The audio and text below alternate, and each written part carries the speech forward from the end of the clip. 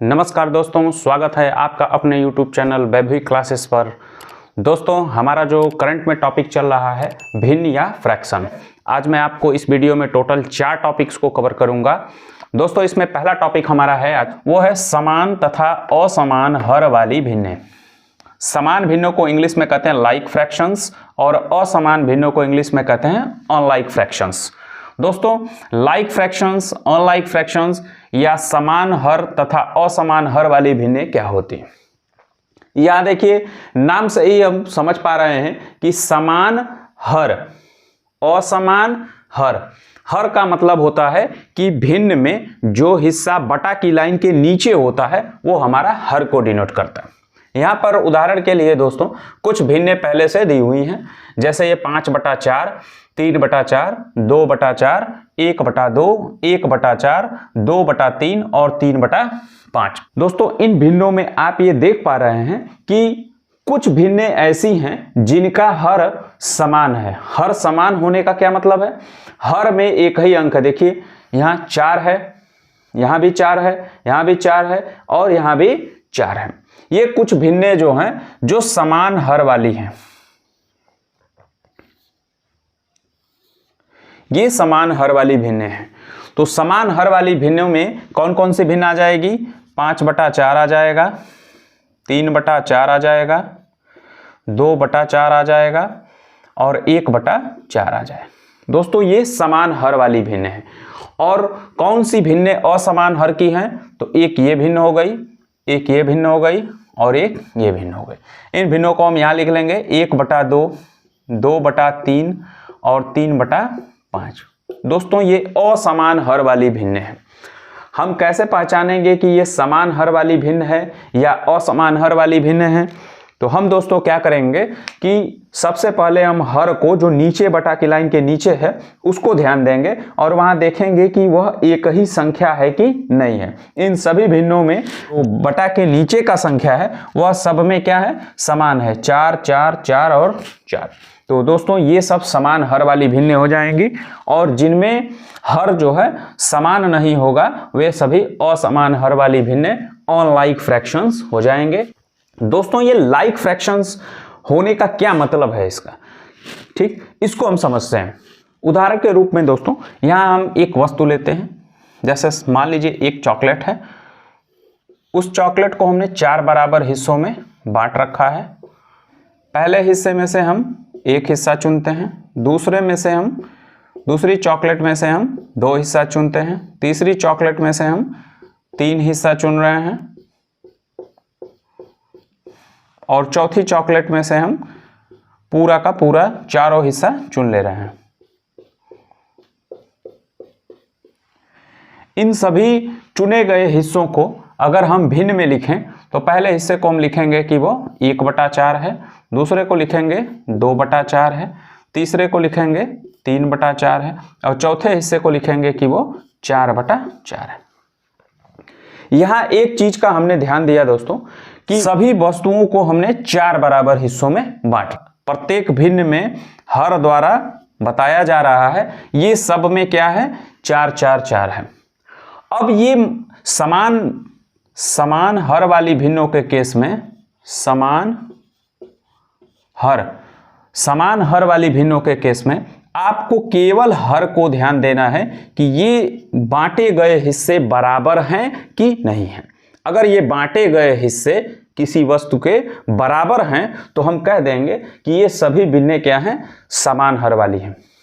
दोस्तों, इसमें हमने 1 चुना, इसमें हमने 2 चुना है, इसमें हमने 3 चुना है और इसमें हमने पूरा का पूरा चुन लिया है।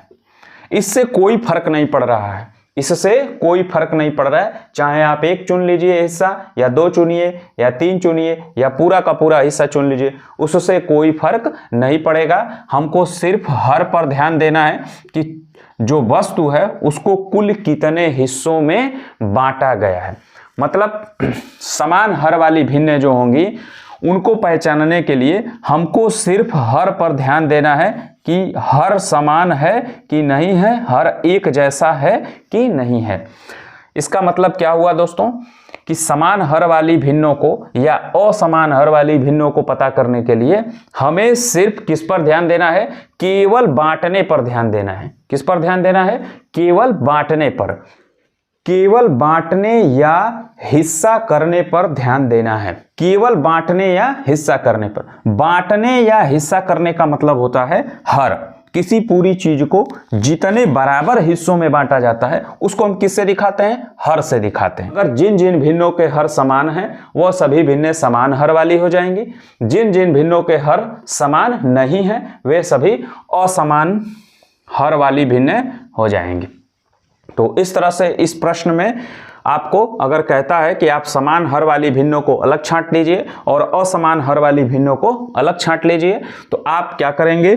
आप भिन्नों के हर को ध्यान से देखेंगे। जिन जिन भिन्नों के हर में समानता है, एक जैसा है, वह सब एक जगह छांट के लिख देंगे सारी भिन्नों को, और जिन जिन भिन्नों का हर अलग अलग है उन सभी भिन्नों को एक जगह छांट कर लिख देंगे। दोस्तों, असमान हर वाली भिन्नों के केस में हम देखते हैं कि यहाँ पर हर कितना दिया हुआ है? 2 दिया हुआ है। तो ये जो वस्तु है एक चॉकलेट है, ठीक, उसको इस फर्स्ट केस में देखिए यहाँ 2 हर दिया हुआ है, इसका मतलब इसे 2 बराबर हिस्सों में बांटा गया है। ये दूसरी भिन्न है 2/3, इसमें हर कितना दिया हुआ है? 3, इसका मतलब इसे 3 बराबर हिस्सों में बांटा गया है। और ये भिन्न 3/5 में जो हर है 5 है वह कितने बराबर हिस्सों में बांटा गया है? 5 बराबर हिस्सों में वस्तु को बांटा गया है। तो यहां पर जो बांटने का क्रम है, यहां पर जो बांटने का क्रम है वस्तु को, वह क्या है? अलग अलग है। किसी में 2 बराबर हिस्से लगाए गए हैं, किसी में 3 बराबर हिस्से लगाए गए हैं, किसी में 5 बराबर हिस्से लगाए गए। तो यहां पे क्या हो रहा है कि वस्तु को हम अलग अलग हिस्सों में बांट रहे हैं, जिसकी वजह से ये जो भिन्नें हैं, ये भिन्नें जो हैं वह असमान हर की भिन्नें बन जा रही हैं। तो इस तरह से दोस्तों समान हर वाली भिन्न में आप देख रहे हैं कि वस्तु को हर केस में, प्रत्येक केस में बराबर हिस्सों में बांटा गया है, और असमान हर वाली भिन्नों में वस्तु को अलग अलग हिस्सों में बांटा गया है। इसीलिए बार बार मैं कह रहा हूं कि केवल बांटने या हिस्सा लगाने पर आप ध्यान दीजिएगा। ये समान और असमान हर वाली भिन्न का जो टॉपिक था यह पूरा क्लियर होता है, और उम्मीद करता हूं कि आपको ये लाइक एंड अनलाइक फ्रैक्शंस काफ़ी अच्छे से समझ में आया होगा। दोस्तों, टॉपिक 1 का जो पार्ट बी है वो है कि समान हर वाली तथा समतुल्य भिन्नों में अंतर। समान हर वाली मतलब लाइक फ्रैक्शंस हो जाएगा, और समतुल्य भिन्नों का मतलब होता है इक्विवेलेंट फ्रैक्शंस। तो क्वेश्चन जैसे है आपके पास, what is difference between like fractions and equivalent fractions.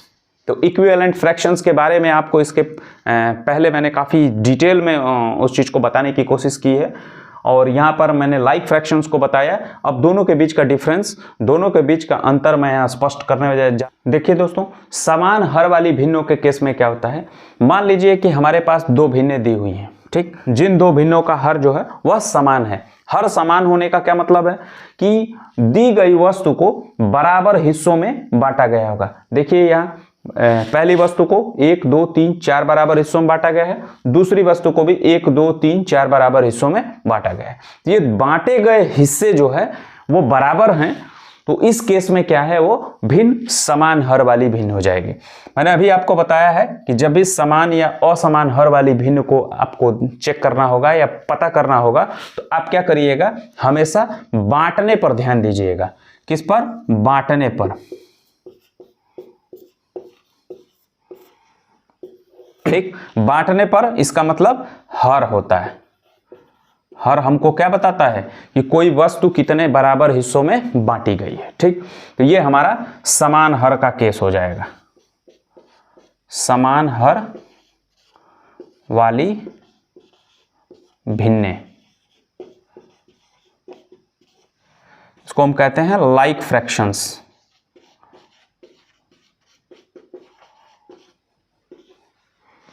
और जो दूसरा केस है दोस्तों, यहां देखिए, यहां एक वस्तु दी गई है, ठीक। एक केस में हम वस्तु को 2 बराबर हिस्सों में बांटते हैं, और दूसरे केस में हम वस्तु को 4 बराबर हिस्सों में बांटते हैं। पहले केस में हमने 2 बराबर हिस्से करके वस्तु के उसमें से एक हिस्सा चुना और उसे भिन्न में निरूपित किया तो 1/2 लिखा, मतलब कि यह आधा है। ठीक। और दूसरे केस में हमने क्या किया, उसी वस्तु को 4 बराबर हिस्सों में बांटा और उसमें से कितने हिस्से चुन लिए, 2 हिस्से चुन लिए, मतलब यह 2/4 है। तो 2 में से 1 को चुनना भी आधा है या 4 में से 2 को चुनना भी आधा है। इस तरह से हम समझ पा रहे हैं कि ये जो दोनों भिन्ने हैं 1/2 वह 2/4, ये दोनों क्या हैं, बराबर है। ये हमारा समतुल्य भिन्न का केस बनेगा, इक्विवेलेंट फ्रैक्शन का केस बनेगा। इसमें क्या है कि हम वस्तु को कितने बराबर हिस्सों में बांट रहे हैं। ठीक। इसके साथ साथ इस बात का विशेष ध्यान रखना है कि हमें वस्तु में से उतना ही हिस्सा चुनना है जो कि दूसरी वाली भिन्न के समतुल्य हो जाए, मान के बराबर हो जाए या दोनों का अर्थ समान रहे। ठीक। तो यहां पर हम क्या कर रहे हैं कि हम बांटने के साथ साथ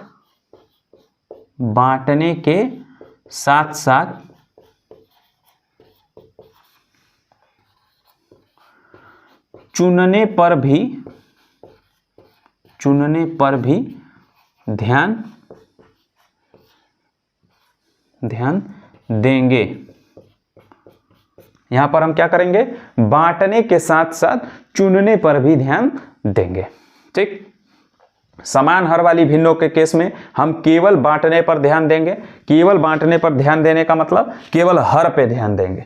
और समतुल्य भिन्नों के केस में हमको क्या करना है, हमको हर बराबर है कि नहीं है इससे कोई मतलब नहीं है। हमको बस ये देखना है कि जो कुल बांटे गए हिस्से हैं उसमें से जो हिस्सा हम चुन रहे हैं वह पहले वाली भिन्न के मान के बराबर हो पा रहा है कि नहीं हो पा रहा है। जैसे यहाँ 2 बराबर हिस्सों में बांटा और एक हिस्सा चुना तो ये हमने आधा चुन लिया। वैसे यहाँ 4 बराबर हिस्सों में बांटे और अगर आधा चुनना हो तो हम कितने चुन लेंगे, 2 हिस्से चुन लेंगे। तो ये दोनों का मतलब एक हो गया, ये समतुल्य भिन्न हो गई। समान हर वाली भिन्नों को समतुल्य भिन्न नहीं कहा जा सकता है क्योंकि वह कभी बराबर नहीं होंगी। कोई भी भिन्न ले लीजिए आप जो समान हर की हैं, जैसे 1/4 है, 3/4 है, ये समान हर वाली भिन्न हैं। ठीक। लेकिन इनके समतुल्य जब भी आप भिन्न निकालेंगे तो इसमें हम गुणा करके निकाल सकते हैं। ठीक। और गुणा करेंगे तो हमेशा इसका मान अलग हो जाएगा, इसका जो हर है वह बदल जाएगा। जैसे मान लीजिए हम 1/4 के समतुल्य निकालें तो 2/8 आ जाएगा। ठीक। इसके निकालें तो 6/8 आ जाएगा। ठीक। तो इसमें क्या हो रहा है, इसमें जो हर है इसके और इसके हर में जब हम तुलना कर रहे हैं तो यह दोनों आपस में बराबर नहीं आएगा। तो समान हर वाली भिन्नें कभी भी समतुल्य भिन्नों के बराबर नहीं हो पाएंगी। ये आपस में जो है, आपस में अगर इनको देखा जाए तो ये आपस में तो समान हर है, लेकिन एक दूसरे में अगर देखा जाए कि ये इससे समान हर की भिन्न बन रही है कि नहीं बन रही है, तो आप देख पा रहे हैं कि इसका हर 4 है और इसका हर 8 है, तो ये नहीं बन पाएगी। तो इस तरह दोस्तों टॉपिक 1 के सेक्शन ए में हम लोग क्या क्या सीख पाए। सेक्शन ए में हम लोग सीख पाए कि समान हर वाली भिन्नें लाइक फ्रैक्शंस क्या हैं, तो ऐसी भिन्नें जिनका हर समान होगा, जिनका हर क्या होगा, समान होगा, एक जैसा होगा। ठीक।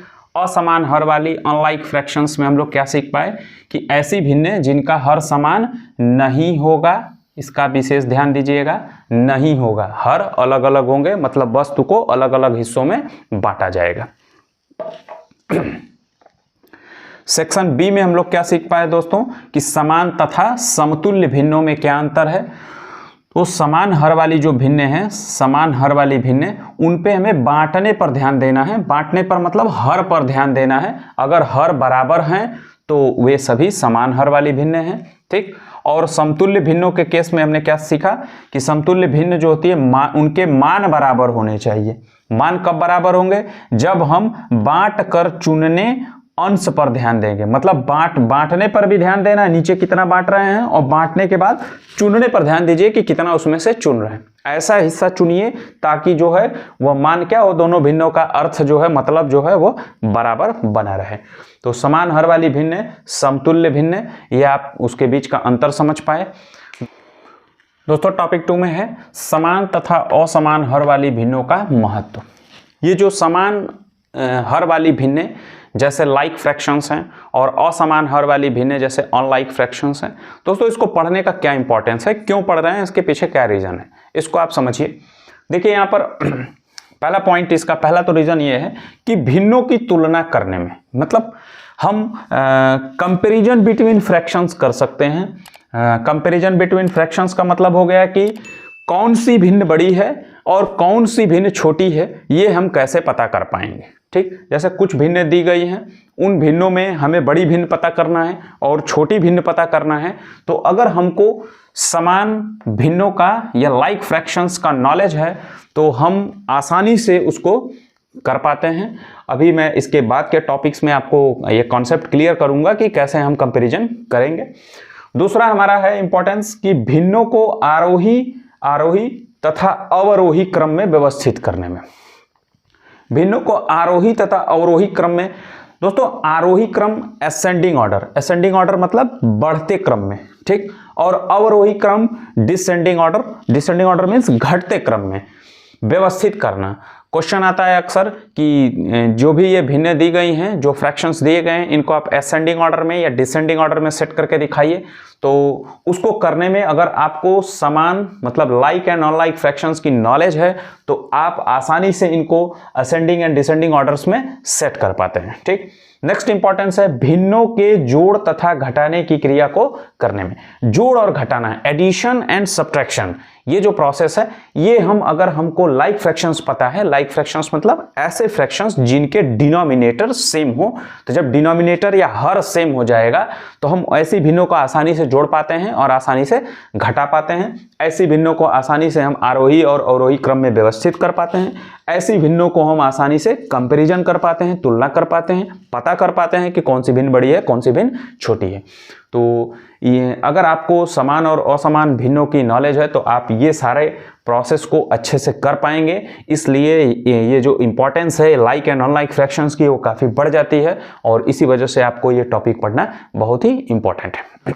देखिए दोस्तों, इसी क्रम में जो हमारा अगला टॉपिक है, टॉपिक 3, उसमें हम भिन्नों की तुलना करना, मतलब भिन्नों को कैसे हम कंपेयर करेंगे कि कौन सी भिन्न बड़ी है, कौन सी भिन्न छोटी है।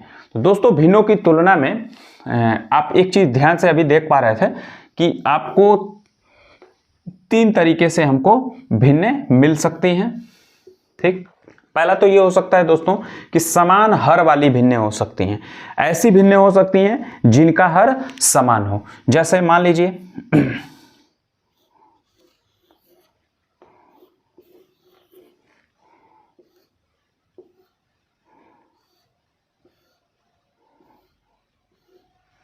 यहां पे आप देख पा रहे हैं दोस्तों कि हमारे पास 2 वस्तुएं हैं। दोनों वस्तुओं को हमने बराबर भागों में बांटा है, 1, 2, 3 और 4, और इसको भी हमने 1, 2, 3 और 4 हिस्सों में बांटा है। तो ये जो बांटे गए हिस्से हैं दोस्तों वो हमारे क्या हैं, बराबर हैं। मतलब जो हर है दोनों केस में क्या है, बराबर है। तो ये दोनों कैसी हैं, समान हर वाली भिन्न हैं। ठीक, इसमें से जो चुनना है हमको, हम पहले केस में एक हिस्सा चुन ले रहे हैं और दूसरे केस में हम लोग 3 हिस्सा चुन ले रहे हैं। तो हमें पता करना है दोस्तों कि ये वाली भिन्न बड़ी होगी कि ये वाली भिन्न बड़ी होगी। तो चित्र देख के भी आप समझ सकते हैं और ऐसे भी समझ सकते हैं। देखिए हमने टोटल कितने बराबर हिस्सों में इसको बांटा है, हमने 4 बराबर हिस्सों में बांटा और उसमें से चुना कितना है, तो मात्र 1 हिस्सा चुना है। और इसे कितने बराबर हिस्सों में बांटा है, तो इसे भी 4 बराबर हिस्सों में बांटा है। और इसमें से चुना कितना है, तो इसमें से हमने 3 बराबर हिस्से चुने हैं। तो जो चुनने का केस है वह किस में ज्यादा है, दोनों में से देखिए इस वाले भिन्न के केस में ज्यादा है। इसका मतलब ये वाली भिन्न जो है वह बड़ी हो जाएगी, क्योंकि इस केस में हम 4 में से 3 हिस्सों को चुन ले रहे हैं। और इस केस में हम 4 में से एक ही हिस्सा चुन रहे हैं, तो यह भिन्न छोटी हो जाएगी और यह भिन्न बड़ी हो जाएगी। तो यहाँ से एक हमारे पास कॉन्सेप्ट निकल के आया दोस्तों। इसी चीज को हम ऐसे भी कह सकते हैं कि जिन भिन्नों के हर समान होते हैं और अंश में जो संख्या बड़ी होगी, देखिए यहाँ अंश में 1 है और यहाँ पर अंश में 3 है, तो अंश में जो संख्या बड़ी होगी वह भिन्न हमारी बड़ी भिन्न हो जाएगी। ठीक, आप दूसरे अर्थों में यह भी कह सकते हैं कि समान हर वाली भिन्नों में बड़े अंश वाली भिन्न सबसे बड़ी होती है। समान हर वाले भिन्नों में बड़े अंश वाली भिन्न सबसे बड़ी होती है। जिस भिन्न का अंश सबसे बड़ा होगा, अगर हमारे पास समान हर वाली भिन्न हैं जिनके हर सबके क्या हैं, समान हैं, उनमें हम देखेंगे कि जो सबसे बड़ा अंश होगा, इसका मतलब हम उस बांटे गए बराबर हिस्से में से सबसे ज्यादा हिस्सा चुन रहे हैं। तो अगर आप सबसे ज्यादा हिस्सा चुन रहे हैं तो इसका मतलब कि वह भिन्न जो है, वह पार्ट जो है वह सबसे बड़ा हो रहा है, इसलिए वह भिन्न बड़ी हो जा रही है। तो यहां से हमारे पास दोस्तों क्या कॉन्सेप्ट निकल के आया कि हर एक जैसा होने पर, हर एक जैसा का मतलब होता है समान हर वाली भिन्ने, समान भिन्ने। ठीक, समान भिन्नों की दशा में बड़े अंश वाली भिन्न बड़ी होगी। अगर अंश बड़ा होगा, बड़े अंश वाली, तो अगर अंश बड़े अंश का मतलब है कि हमने क्या किया है, ज्यादा चुना है, बराबर बांटे गए हिस्सों में से ज्यादा चुना है। तो जिस केस में आप ज्यादा चुनेंगे वो भिन्न बड़ी में से, पहले केस में आप एक हिस्सा चुन रहे हैं और दूसरे केस में आप 3 हिस्सा चुन रहे हैं। लेकिन चुनने का जो प्रोसेस है वो 4 में से है, 4 में से 1 चुना, 4 में से 3 चुना, तो जिसमें आप ज्यादा चुन रहे हैं वो भिन्न बड़ी हो जाएगी। समान हर वाली भिन्न में जिस भिन्न का अंश बड़ा होता है वह भिन्न हमारी बड़ी हो जाती है। इस तरह से समान हर वाली भिन्नों के केस में आप तुलना करके जान पाएंगे कि कौन सी भिन्न बड़ी है, कौन सी भिन्न छोटी है। अब आते हैं दोस्तों असमान हर वाली भिन्न। अगर भिन्नों का हर असमान है तो तब हम कैसे पता करेंगे कि वे भिन्न, उन दी गई भिन्नों में कौन सी भिन्न बड़ी है और कौन सी भिन्न छोटी है।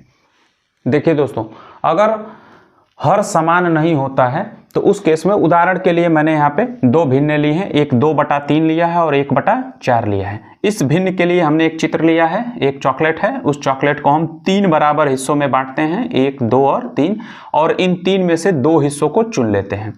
फिर इस केस में हमने उस चॉकलेट को 4 बराबर हिस्सों में बांटा है, 1, 2, 3 और 4, और उसमें से एक हिस्सा हमने चुन लिया है। अब देखिए दोस्तों, हमें कैसे पता चलेगा कि कौन सा भिन्न बड़ी है, ये भिन्न बड़ी है कि ये भिन्न बड़ी? तो इसको जानने का एक बहुत ही आसान तरीका है। सबसे पहला काम क्या करना है हमको कि असमान हर वाली भिन्नों को समान हर में बनाएंगे।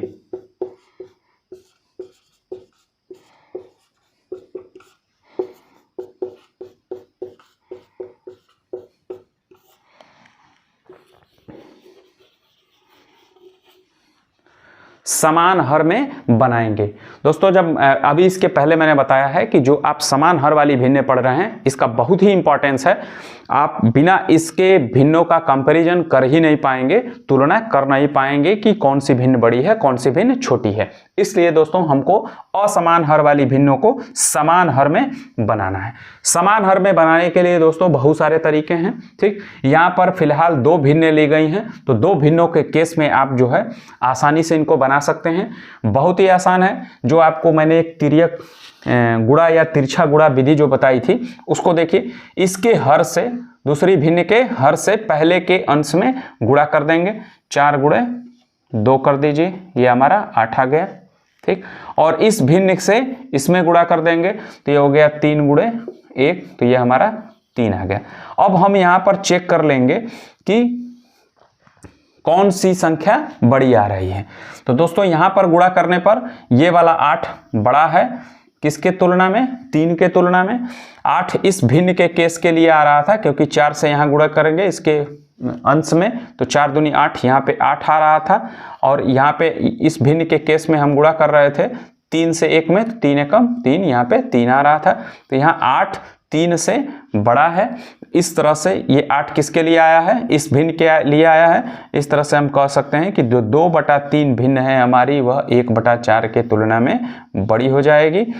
इस तरह से हम दो भिन्नें दी हुई हैं जिनका हर समान नहीं है, मतलब असमान हर है, तो उसमें हम तिर्यक गुणा पहली भिन्न दूसरी भिन्न के हर से पहली भिन्न के अंश में और पहली भिन्न के हर से दूसरे भिन्न के अंश में गुणा कर देंगे। और गुणा करने के बाद आपको ये पता चल जाएगा डायरेक्ट कि कौन सी संख्या बड़ी आ रही है, तो वह भिन्न बड़ी हो जाएगी। और हर को समान बनाने का क्या मतलब था, तो यहाँ पे एक बार समझ लीजिए। ये तो मैंने शॉर्टकट बता दिया आपको कि कैसे फटाक से आप पता कर लेंगे कि कौन सी भिन्न बड़ी है और कौन सी भिन्न छोटी है। जो समान हर बनाने का मतलब था, वह समान एक्चुअल में जो गुणा किया जाता है, जैसे 2, तो वह दूसरी भिन्न के दोनों हिस्सों में गुणा कीजिए, अंश में भी गुणा करना है और हर में भी गुणा करना है, ठीक।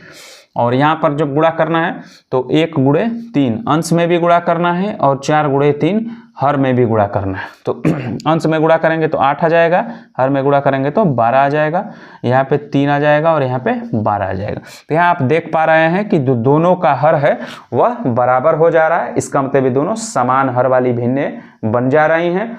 और समान हर वाली भिन्नों को अभी मैंने बताया कैसे तुलना करना है। जब हर समान है तो अंश में जो संख्या बड़ी होगी वह भिन्न हमारी बड़ी हो जाएगी, तो 8/12 बड़ा हो जाएगा। और ये 8/12 किसके समतुल्य भिन्न है, तो जो हम लेके चले थे शुरू में 2/3 और कौन सी भिन्न लेके चले थे, दूसरी भिन्न थी हमारी 1/4। तो यह इसके समतुल्य भिन्न है 2/3 के, और ये 3/12 समतुल्य है 1/4 के। तो इस तरह से 2/3 जो होगा वो 1/4 से बड़ा होगा। तो समान हर बना करके जो करना है वह यह विधि है। और तुरंत शॉर्टकट से आपको पता लगाना है कि कौन सी भिन्न बड़ी होगी कौन सी भिन्न छोटी, तो उसमें शॉर्टकट से आप बिना हर में गुणा किए भी आप डायरेक्ट पता कर सकते हैं, केवल अंश में गुणा करके, ठीक। इस तरह से हम असमान हर वाली भिन्नों को पता कर सकते हैं कि कौन सी भिन्न बड़ी है और कौन सी भिन्न छोटी है।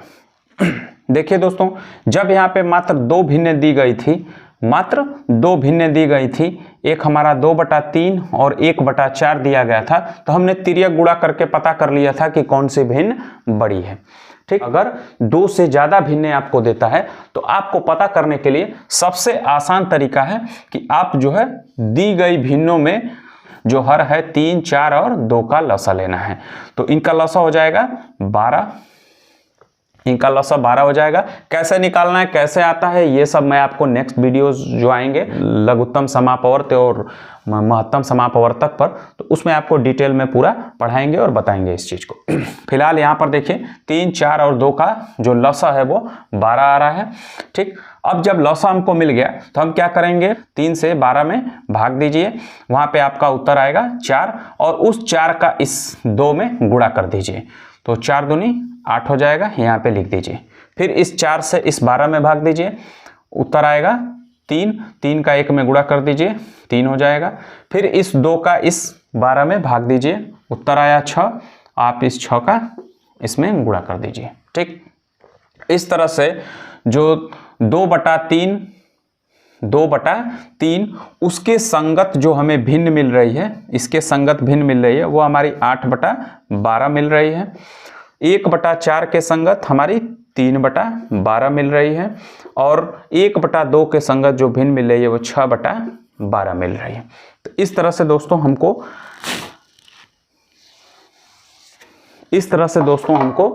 2/3 के संगत 8/12 ये इसकी समतुल्य भिन्न मिल गई, और 1/4 के समतुल्य 3/12 भिन्न मिल गई, और 1/2 के समतुल्य हमको 6/12 भिन्न मिल गई।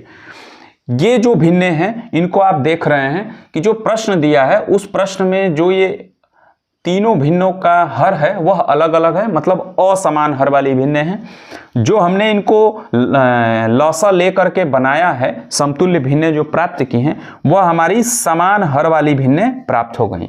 यही महत्व है समान हर वाली भिन्नों को पढ़ने का, कि हम असमान से क्या कर सकते हैं, समान हर में बना सकते हैं। और जब समान हर वाली भिन्नें हमको प्राप्त हो गई तो आपको आसानी से पता चल जाएगा कि जिन भिन्नों का हर समान है उसमें जो अंश में सबसे बड़ी संख्या है वह सबसे बड़ी भिन्न हो जाएगी, उसके बाद जो उससे छोटी है वो उससे छोटी हो जाएगी, और फिर जो सबसे छोटी है वो सबसे छोटी हो जाएगी। तो सबसे बड़ी पता करना है तो ये बड़ी हो गई, ठीक, और छोटी पता करना है तो ये छोटी हो गई, ठीक। ये हमारी छोटी हो गई। तो ये हमारी सबसे बड़ी भिन्न हो गई और ये हमारी सबसे छोटी भिन्न हो गई। लेकिन यह किसके संगत है? तो ये भिन्न हमारी संगत है 2/3 के और यह भिन्न हमारी संगत है किसके? 1/4 के। तो हम कह पा रहे हैं कि इन तीनों भिन्नों में जो सबसे बड़ी भिन्न है वह हमारी 2/3, ये हमारी सबसे बड़ी और जो सबसे छोटी भिन्न है वह हमारी 1/4, यह हमारी सबसे छोटी भिन्न हो, ठीक है, सबसे छोटी भिन्न हो गई। इस तरह से जब 2 से ज़्यादा भिन्नें आपको दी गई हैं तो 2 से ज़्यादा भिन्नों के केस में आप क्या करेंगे? दिए गए भिन्नों के हर का लौसा लेंगे।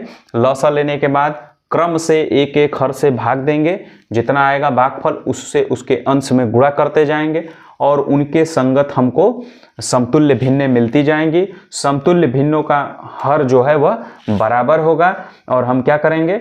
इसमें से हम चुन लेंगे कौन सबसे बड़ा है कौन सबसे छोटा है, उसके हिसाब से हम उसको पता कर लेंगे कि दी गई भिन्नों में सबसे बड़ी भिन्न कौन है और सबसे छोटी भिन्न कौन है। ठीक, तीसरा केस हमारा आता है दोस्तों समान अंश वाली भिन्न। ऐसा भी हो सकता है कि आपको कुछ भिन्न ऐसी दी हुई हैं जिनका अंश ही समान हो, हर अलग अलग हो लेकिन अंश समान हो। जैसे उदाहरण के लिए हम ले लेते हैं 5/2 और 5/3, ये 2 भिन्न हैं, उदाहरण के लिए हम लोगों ने ले लिया। ठीक, हमको पता करना है कि इन 2 भिन्नों में कौन सी भिन्न बड़ी है और कौन सी भिन्न छोटी है। यहाँ पर हम देख पा रहे हैं कि 5 को 2 जगह बांटना है और यहाँ 5 को 3 जगह बांटना है। तो अगर 5 को मात्र 2 जगह बांटना होगा तो जो हिस्से आएंगे वो बड़े बड़े आएंगे और 5 को अगर 3 जगह बांटना होगा तो जो हिस्से आएंगे वो छोटे छोटे आएंगे। तो हमको जो ये भिन्न लिखा है ये उस हिस्से के लिए ही भिन्न लिखा हुआ है, इसका मतलब यह बड़े हिस्से के लिए लिखा है और यह छोटे हिस्से के लिए लिखा है। तो ये भिन्न हमारी बड़ी हो जाएगी और ये भिन्न हमारी छोटी हो जाएगी। दूसरा तरीका है दोस्तों कि जब समान अंश होता है आप डायरेक्ट जो है कैसे पता लगाएंगे कि समान अंश होगा तो कौन सी भिन्न बड़ी होगी कौन सी भिन्न छोटी होगी। उसके लिए देखिए दोस्तों, समान अंश वाली भिन्नों में जिस भिन्न का हर छोटा होता है, हर क्या हो? छोटा हो, हर छोटा होगा, वह भिन्न बड़ी होगी। इसका विशेष ध्यान दीजिए। अगर अंश समान है तो हर में जो छोटा होगा, छोटा कौन है यहाँ पे? 2, तो ये वाली भिन्न हमारी बड़ी हो जाएगी। यहाँ उल्टा हो जाता है, यही अगर ऐसे लिखा होता 2/5 और 3/5 तो यहाँ पर हर समान है तो अंश में जो बड़ा होगा वह भिन्न बड़ी हो जाएगी। और यहाँ पर क्या है? अगर अंश समान है तो हर में जो छोटा होगा वो भिन्न बड़ी हो जाएगी। यही आपको ध्यान देना है दोनों केसेस में कि जब अंश समान होगा तो हर में जो छोटा होगा वो भिन्न बड़ी और जब हर समान होगा तो अंश में जो बड़ा होगा वो भिन्न बड़ी हो जाएगी। ये डायरेक्ट पता करने के लिए आप इसको याद कर सकते हैं या समझ सकते हैं। बाकी अगर समझने की तरीके से देखें तो 5 कोई वस्तु है, अगर उसको 2 जगह बांटना है तो और उसी 5 वस्तु को 3 जगह बांटना है तो जितने ज़्यादा हिस्सों में आप बांटेंगे, जितने ज़्यादा समूहों में बांटेंगे, वह वस्तु का जो बंटवारा है, जो भाग है, वह उतना ही छोटा होता चला जाएगा। इसलिए जब अंश समान होते हैं तो हर में जो छोटा होता है वह वाला भिन्न हमारी बड़ी हो जाती है, क्योंकि छोटा हर होने के दशा में जो उसका भाग या हिस्सा हो रहा है वह बड़े बड़े हिस्से हो पा रहे हैं, बड़े बड़े भाग हो पा रहे हैं। बड़ा हर होने की दशा में जो भाग या हिस्से हो रहे हैं वो छोटे छोटे हो पा रहे हैं। इसलिए जो बड़े हर वाली भिन्न है वह छोटी हो जाएगी और छोटे हर वाली भिन्न है वह बड़ी हो जाएगी। अगला टॉपिक है दोस्तों टॉपिक 4, भिन्नों को आरोही तथा अवरोही क्रम में व्यवस्थित कर पाना। दोस्तों ये बहुत ही इंपॉर्टेंट टॉपिक है और ये एग्ज़ाम में और आपके बुक में भी जो क्वेश्चंस हैं उसमें बहुत ज़्यादा ये पूछता है कि दिए गए फ्रैक्शंस को आप आरोही अवरोही क्रम में व्यवस्थित करें। तो सबसे पहले दोस्तों हम समझते हैं कि आरोही क्रम क्या होता है और अवरोही क्रम क्या होता है। आपको अक्सर दिक्कत होती है इन आरोही और अवरोही शब्दों में।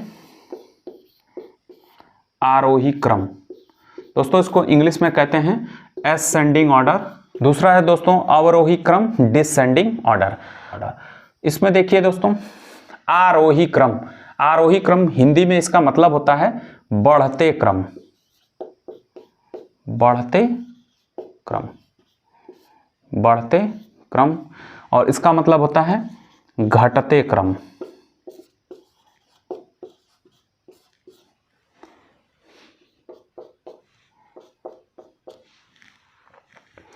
आरोही क्रम का मतलब होगा बढ़ते क्रम, अवरोही क्रम का मतलब होगा घटते क्रम, इंग्लिश में असेंडिंग ऑर्डर, डिसेंडिंग ऑर्डर। देखिए तो किसी सतह से मान लीजिए स्टेप बाय स्टेप ऊपर जा रहे हैं, स्टेप बाय स्टेप सीढ़ियां चढ़ करके ऊपर जा रहे हैं, तो ये हम क्या कर रहे हैं, नीचे से ऊपर की तरफ जा रहे हैं, नीचे से ऊपर की तरफ जा रहे हैं, मतलब छोटा से बड़ा की तरफ, छोटा से बड़ा की तरफ नीचे से ऊपर जा रहे हैं। ठीक, दूसरा है दोस्तों अवरोही क्रम। इसमें क्या हो रहा है, इसमें देखिए हम ऊपर से नीचे की तरफ आ रहे हैं, ऊपर से नीचे की तरफ आ रहे हैं, तो जब ऊपर से नीचे की तरफ आएंगे तो ये हमारा हो जाएगा बड़े से छोटे की तरफ, बड़े से छोटे की तरफ, ये हमारा अवरोही क्रम हो जाएगा। ठीक, ये आरोही है और ये अवरोही है। दोस्तों देखिए शब्द को पढ़ करके आप कैसे समझ पाएंगे कि ये आरोही क्रम है कि अवरोही क्रम। देखिए जब भी ये शब्द आपको मिले, जब भी ये शब्द मिले आरोही, तो आप इसको शुरुआत में ध्यान दीजिए कि आप कैसे पढ़ रहे हैं। आप जब इसको पढ़ते हैं तो मुंह खोलते हैं आ मतलब मुंह बढ़ रहा है, तो जब मुंह खुल रहा है, मुंह बढ़ रहा है, तो मुंह जब बढ़ेगा तो आप समझ जाइए कि ये बढ़ते क्रम है। आरोही, आ मतलब मुंह बढ़ रहा है और ये बढ़ता क्रम है। और वहीं जब आप कहेंगे अवरोही, अब तो मुंह बंद हो जा रहा है, मुंह बंद हो जा रहा है, बंद हो जा रहा है मतलब मुंह क्या हो रहा है, घट रहा है, घटते क्रम में बंद हो रहा है, ये हमारा घटते क्रम हो जाएगा। तो आप शब्द पढ़ के कंफ्यूज ना होइएगा कभी भी, अक्सर ये शब्द पूछ देता है तो आप कंफ्यूज हो जाते हैं कि बढ़ते क्रम है कि घटते क्रम है, इसका मतलब बढ़ते होगा कि इसका मतलब बढ़ते होगा। तो आप शब्द को देखिए, पहला लेटर ध्यान रखिए, इसका पहला लेटर इसका आ है। आ क्या हो रहा है, आ तो मुंह खुल रहा है, पहले बंद था फिर खुल रहा था, मतलब छोटे से बड़े की तरफ, छोटे से बड़े की तरफ, ये हमारा छोटे से बड़े की तरफ बढ़ते क्रम हो जाएगा। वहीं अगर कहता है अवरोही, अब तो अब जैसे ही बोलेंगे मुंह क्या होगा, बड़े से छोटे की तरफ बंद हो जाएगा, तो ये हमारा घटते क्रम में हो जाएगा, ये हमारा अवरोही क्रम हो जाएगा। इसमें हम क्या करते हैं, बड़े से छोटे की तरफ, ऊपर से नीचे की तरफ आते हैं। ठीक, तो ये हमारा आरोही और अवरोही क्रम है। उसमें हम कैसे व्यवस्थित करेंगे भिन्नों को, तो पहले तो इसमें आरोही अवरोही क्रम को समझना था, जो मैंने समझाने की कोशिश की है। आई होप आप लोगों को समझ में आया होगा। यहाँ दोस्तों उदाहरण के लिए हमने कुछ लिया है भिन्नों को, जैसे इस यहाँ पर जो भिन्न हमने सेलेक्ट की हैं उनके सभी के हर जो हैं समान हैं, तो समान हर वाली भिन्नों का एक सेट दिया हुआ है। यहाँ पे समान अंश वाली भिन्नों का एक सेट दिया, देखिए यहाँ सभी भिन्नों के अंश 5 समान हैं। यहाँ न तो हर समान है और न ही अंश समान है, देखिए इसमें न हर समान है और न ही अंश समान है। तो ये हमने एक सेट ये ले रखा है भिन्नों का, एक सेट ये ले रखा है और एक सेट ये ले रखा है। अब कह रहा है कि इनको आरोही और अवरोही क्रम में सेट करके दिखाइए।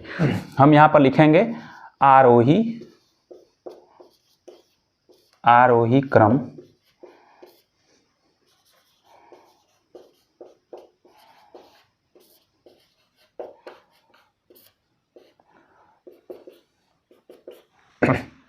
आरोही क्रम। आपको अभी बताया है दोस्तों कि आरोही, आ मतलब बढ़ते क्रम में लिखना है, और जब कोई चीज बढ़ते क्रम में होती है तो नीचे से ऊपर की तरफ जाते हैं हम। तो नीचे मतलब सबसे छोटा है, तो सबसे पहले इसमें खोजेंगे कि कौन सबसे छोटा है और कौन सबसे बड़ा है। तो फिलहाल तो सबसे छोटे वाले को खोजिए। जिन भिन्नों का हर समान होता है, अंश में जो संख्या बड़ी होगी वह भिन्न सबसे बड़ी होगी। तो यहाँ पे देखिए हर 4 है और अंश में 1, 2, 5, 7 में से जो सबसे बड़ा अंश है वह हमारा 7 है, तो यह सबसे बड़ी भिन्न हो गई। ठीक, इसके बाद हमको किस में लिखना है, बढ़ते क्रम में लिखना है। तो बढ़ते क्रम में हमको सबसे छोटा चाहिए, तो इसमें जो सबसे छोटा होगा वह हमारा सबसे छोटी भिन्न होगी। तो यह हमारा 1/4 सबसे छोटी हो जाएगी। फिर इससे बड़ी कौन होगी, तो इससे बड़ी हमारा 2/4 हो जाएगा। अब 2 के बाद ये 2 भिन्नें बची, इन दोनों भिन्नों में कौन बड़ा है कौन छोटा है, तो जो छोटा भाग चुन रहे हैं 5/4 होगा, और फिर जो सबसे बड़ा होगा वह 7/4 होगा। तो अगर हमको समान हर वाली भिन्न देता है तो बहुत ही आसान हो जाता है क्वेश्चन। उसमें बस आपको पता करना है कि कौन सा किसका अंश सबसे छोटा है वह सबसे छोटी भिन्न, फिर उससे बड़े अंश वाली उससे बड़ी, उससे बड़े अंश वाली उससे बड़ी, और जो सबसे बड़े अंश वाली होगी वह सबसे बड़ी होगी। इस तरह आरोही क्रम बढ़ते क्रम में हमारा सेट हो जाएगी सारी भिन्न। और अवरोही क्रम में दोस्तों, अवरोही मतलब घटते क्रम होता है। तो घटते क्रम में सबसे पहले सबसे बड़ी वाली भिन्न हम लिखते हैं, क्योंकि ऊपर से नीचे की तरफ आना है हमको, बड़े से छोटे की तरफ आना है।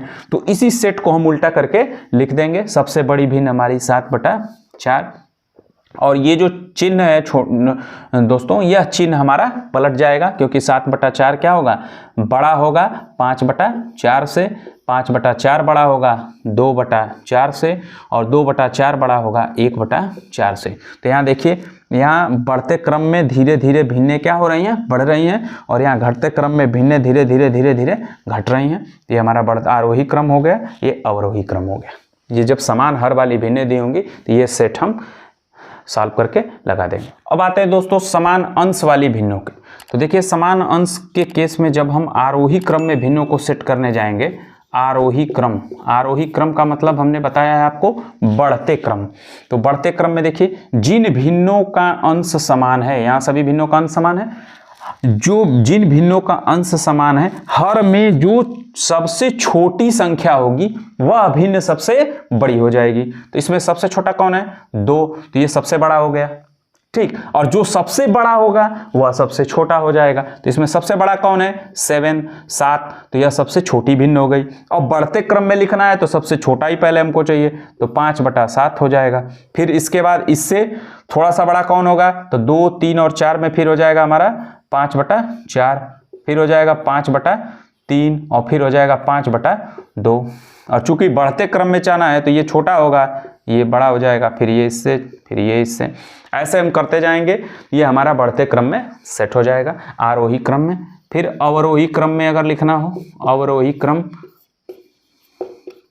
अवरोही क्रम डिसेंडिंग ऑर्डर, डिसेंडिंग ऑर्डर में क्या करना है हमको, सबसे बड़ी चीज पहले चाहिए, तो इसी सेट को हम उल्टा करके लिख देंगे। 5/2 हमारा सबसे बड़ा है, फिर इससे छोटा हमारा 5/3 है, फिर इससे छोटा 5/4 है, और सबसे छोटा हमारा 5/7 है। मतलब ये कह रहा है कि आरोही क्रम में सबसे छोटी भिन्न पहले, फिर उससे बड़ी, फिर उससे बड़ी, फिर सबसे बड़ी। और अवरोही क्रम में सबसे बड़ी भिन्न पहले, और फिर उससे छोटी, फिर उससे छोटी, फिर सबसे छोटी लिखते हैं, ठीक। तो ये जब समान अंश होगा तो हम भिन्नों को आरोही और अवरोही क्रम में कैसे सेट करेंगे, ये मैं आपको यहाँ पे बता रहा हूँ।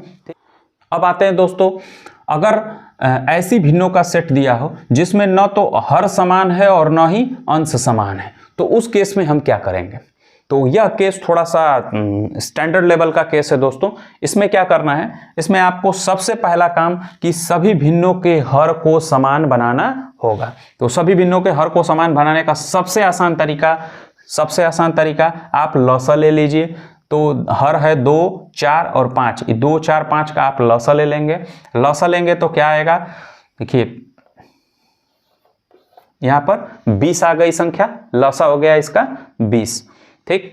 अब लसा कैसे निकालते हैं, क्या करना है, ये सब मैं आगे के वीडियोस में आपको बताऊंगा।